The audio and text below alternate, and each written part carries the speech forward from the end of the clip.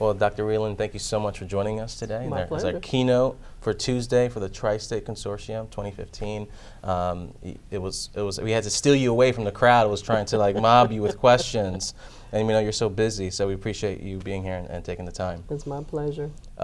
You gave a wealth of knowledge, and we really appreciate it with the slides and the stats on all these issues facing opportunity programs in this day and age and beyond. One of the things that we've always known is that opportunity programs are best served when there's close relationships with faculty.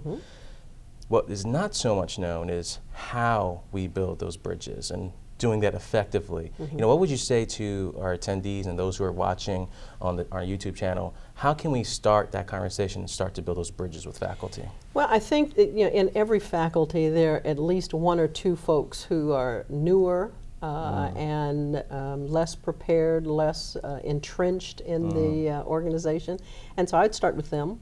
And then one seasoned faculty who still believes that things are possible and that change is not all bad, and inform a little group with them. Faculty tend to believe what faculty have to say. They don't necessarily believe what administrators say, and they don't believe what support, but they believe what each other has to say. And so if you can get a cadre of faculty working together to start the movement, as it were, then the rest will come along. Okay, great. And you mentioned also too, in terms of the classroom experience being a factor. That's always a touchy subject. So someone from outside of faculty, and especially if the opportunity program is in a student life umbrella, how would you advise anyone trying to support them in the classroom experience and enhancing that? Faculty have great ownership over their classrooms, as they should. Unfortunately, many faculty were never taught to teach.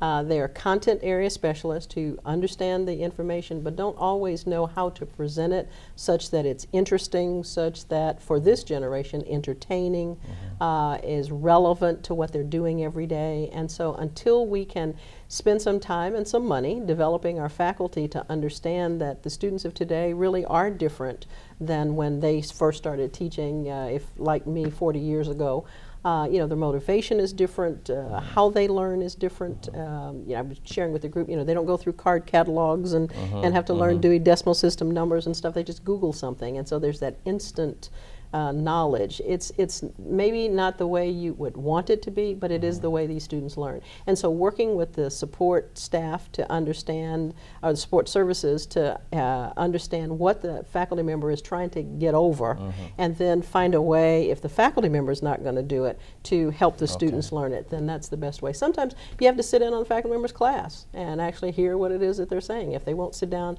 ahead of time and say, here's the lesson for this week, this is what I'm trying to accomplish, then you may have to take the class, and sit there with the students. Yeah, and you heard that right. You might have to sit in on a class Yeah, you might. to really understand it, because it's really that important that we have to go to these lengths to ensure that our students are getting information that they're supposedly told that's the outcome for. So here's what I hear. If you have to start with a relationship with faculty. Definitely. And beyond that, work your way into the other offices like student support services to bring them in the equation. Because we have to be realistic. It's going to be a village or a multi front and making that happen. How about this? The QEP that you mentioned, I thought it was really fascinating, and I think we don't hear it enough, or success stories of it enough. Can you tell our audiences what that is and why that was so impactful? Sure. Down in the southern region, the accreditation process has a requirement of our institutions called the Quality Enhancement Plan. It is one of those things they have to do. It's not nice, you have to do it. It is a requirement. And what we do is we ask the institution to look at their strategic plan and see what's important to them.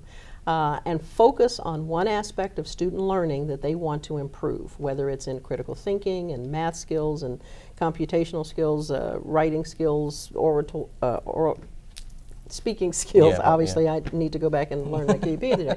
then focus on either a course or a project or something that's going to increase the student's learning. And I mentioned one institution in Mississippi that had focused on revamping the Intro to Math course because they realized that that course was causing students not to complete other programs because they weren't learning what they needed to learn in the course. And instead of the math faculty doing it, they brought faculty from all over the institution and asked them, what do your students need to do in your program that comes out of this class? And so then they revamped the class, they identified the assessment strategies, they redid the way they taught things, and at the end of they worked with the student support folks to say, when you're buying stuff for the learning lab, here are the kinds of things they need. When you're tutoring them, this is the emphasis we want you to place.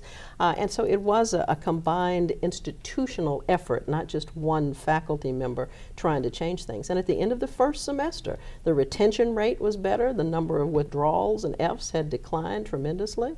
And students were doing better. Yeah, and I think that was so fascinating because a lot of our students in our populations that we serve are trying to go into the medical field because they know that's where there's some job security or there's just an expectation. And it's, as a former counselor, I saw the devastation of being so brokenhearted in not being able to get that grade. And it all stemmed from that one intro class possibly. So to pick it up back then is super important. And that sounds like is coming from a huge institutional initiative. It is. Probably from the top down. How can Tri-State, as a consortium, be a platform to help assist faculty and staff to really at least start the conversation to have this kind of impact? I think sometimes faculty don't get to leave the campus to go to meetings like this, for example, to hear the issues with which you all are dealing.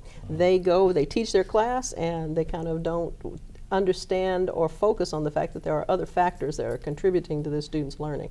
Their motivation, their past academic performance, notwithstanding, but I didn't get any sleep last night, I'm working 3 jobs, all those kinds of things with which you all have to help. But faculty say that's not my problem. My problem, my issue is to teach, and you can't get around it. So to invite faculty or to go to a campus and have little groups of faculty to say, tell me what you're seeing among your students, and then let me tell you what I'm hearing from the students, and see if we can't do something to work together to help the student get forward. Keeping the student as the focus, not the bureaucratic, administrative stuff that you have to deal with, or getting grades in on time. But let's look at what's going to benefit the student, and how can we work together to get them forward. Well, the theme of the conference this year is changing paradigms, and that will be a paradigm shift. Yeah, it will. But one that is, well deserved and something that we really need for the time as now. Thank you so much. I wish I could keep you longer, but I know you have to get going. Thank you so much, and we appreciate you being with us today. Good luck to you. Thanks.